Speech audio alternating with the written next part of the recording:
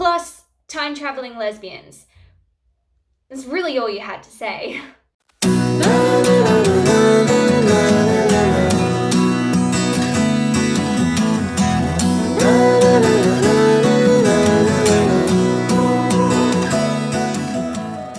What's up, book nerds? I'm Lucky's Universe, and in this week's video, I'm going to be talking about books that I've never read.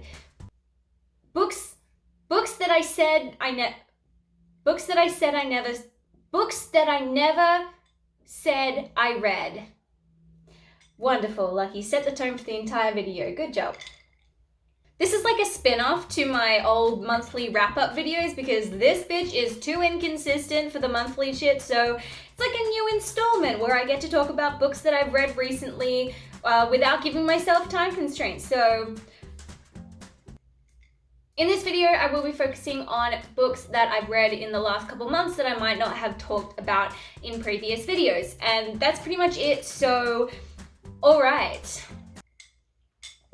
Let's get into it. So the first book that I want to talk about is This Is How You Lose the Time War by Amal El-Matar and Max Gladstone. This is an adult sci-fi about two time-traveling agents, Red and Blue, one of which works for an agency that strives for total technological domination, and one whose agency wants nature to take over. Both agencies have their serious pros and cons, but the book is structured as a series of short chapters and letters between Red and Blue as they communicate with each other and build a connection. And at first it is just to taunt each other and flex their skills, but as the story progresses, it turns into a romance. The best way I can describe this book is scientific poetry. There are so many complex ideas played out in this story, and admittedly, some of them still went over my head. But it is really easy to just appreciate how well the themes connect and flow through the story. And you can so clearly hear the distinction between Red's narrative voice and Blue's narrative voice, which I assume can be attributed to the book having two authors. I forgot to look this up, but because of that such clear distinction, I would assume that one of the authors wrote Blue and the other wrote Red. It was so well done in that there were enough differences that you could separate their two characters, but there were enough similarity that the book maintained its consistency and flow. I'm also a really big fan of authors who have the ability to forge really strong, developed connections and relationships between characters without those characters ever meeting in person. There is just so much like love and knowing poured into the letters between Red and Blue that you find yourself forgetting that like they've never met, they've never really met. The novel is also super short. It's just over 200 pages, I believe, but I still took my time reading it because there was just a lot to process. Plus, time-traveling lesbians. That's really all you had to say. A book that I listened to recently was an audiobook called Wild Beauty by Anne-Marie McLemore. Yeah. And I would highly recommend this book to everyone. It was really, really good. I highly enjoyed it, and I'm currently trying to source out a couple more books by this author. McLemore is a queer Latinx author who writes a lot of young adult magic realism, and I adore magic realism with all my heart. The author is known for writing really inclusive casts of characters, and Wild Beauty was no exception. It's about a group of 5 cousins who are all living in this magical garden called La Pradera with their mothers and their grandmothers. And they all have the power to grow flowers and tend to the earth, grow plants. The women of the family are all apparently cursed by La Pradera to remain in the garden and care for it. They can leave and go into town and like see people, but apparently the garden will know if they leave with the intention of not coming back. So if you go and you try to escape, or you leave without intending on coming back, you will grow sick and die. The curse also extends to anyone that the women fall in love with. So if they fall in love with someone, the garden will make that person disappear. The main girl, Estrella, finds out that her and her cousins are all in love with the same girl, so they make an offering to the garden in order to keep that girl safe. And in return, La Pradera gives them a boy, and they assume that it's one of their family's lost loves, although he doesn't remember who he is or how he came to exist. I really liked listening to this audiobook. There's a lot of great imagery surrounding the garden. I also thought the character's really great, and there's a very strong theme of family and friendship, as well as like love and grief.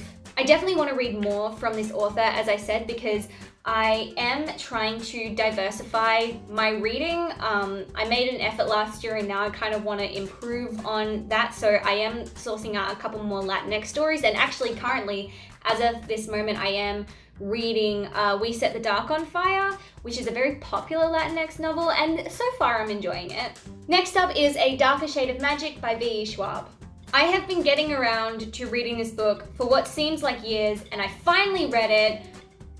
To be absolutely honest, I feel as though it's a teensy bit overhyped. I have read some other V.E. Schwab books, and from what I remember of The Monsters of Verity duology, it was good, but it wasn't great, and I think I have the same feelings about The Darker Shade of Magic book. It's a good book, but like, it wasn't great.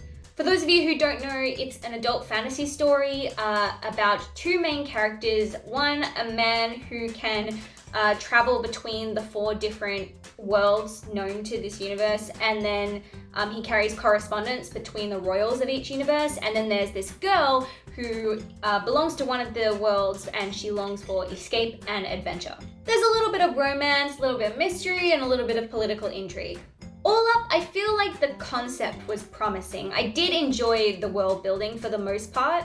The relationship between the characters was fine, but there's something that I can't quite put my finger on, but I feel like the story was lacking in some way. Like, it just felt all one level the whole way through. There didn't seem to be any rise and fall of conflict.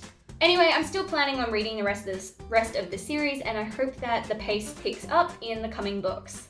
Last on the list, because I really need to shorten my videos, it's another audiobook that I listened to called The Queen of the Tealing by Erica Johansson. This is a YA fantasy about a girl named Kelsey, who is the future queen of a kingdom named the Tealing, and was sent away from her kingdom as a baby in order to avoid assassinations. The story begins with Kelsey being summoned back to her kingdom at 19 because her mother has died and it's time for her to ascend the throne.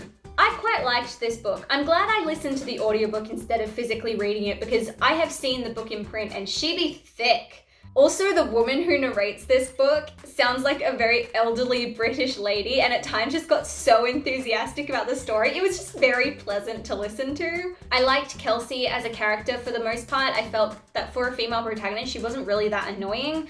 And she was headstrong, but she was also willing to learn from those who had more experience. There was something about her that frustrated me though. There wasn't necessarily romance in this book, but it is part of a series, and the love interest, or at least the person who I assume is going to be the love interest, I may be wrong, was introduced fairly early on, and I did not like the way that Kelsey acted around that character. She was completely fine and strong on her own, but as soon as the love interest was around, all of her thoughts went to them and it was about impressing them and earning their acceptance. And it just didn't fit with her character that we knew of up to that point, like, at all. It made her seem harshly a little pathetic. Like, all this time, with all the other characters, she did not give a shit about what anyone else thought of her. Like, she was the queen. They needed to earn her respect. And then suddenly this love interest comes in, and she turns into this sort of submissive princess type girl that's like desperate for someone's approval. It just, I don't know, it felt weird. And I did not like at all the way that the love interest treated Kelsey in return. They were arrogant to the point of being unlikably egotistical, and they spoke down to her way more than necessary, and was just a very disagreeable person, really. On another point, I kind of also felt like with some of the themes that were touched on in this book might have been better suited to the adult fantasy fiction category. There were just a few scenes and lines of dialogue that I wasn't sure would be entirely appropriate for younger readers. And also, given the age of the protagonist, 19, it would be possible for this story to be brought into the adult category. But aside from that, I did enjoy this book, and I am currently waiting on the next audiobook to be available at my library. That concludes the books I never said I read, although now I have said I've read them, so Okay, I don't know where I was going with that joke. If you don't already follow me on TikTok, go check that out. I post some pretty cool stuff on there. I will also leave a link to my Goodreads and my Twitter account below if you want to keep up with what I'm reading. Thanks for listening, and I'll catch you later.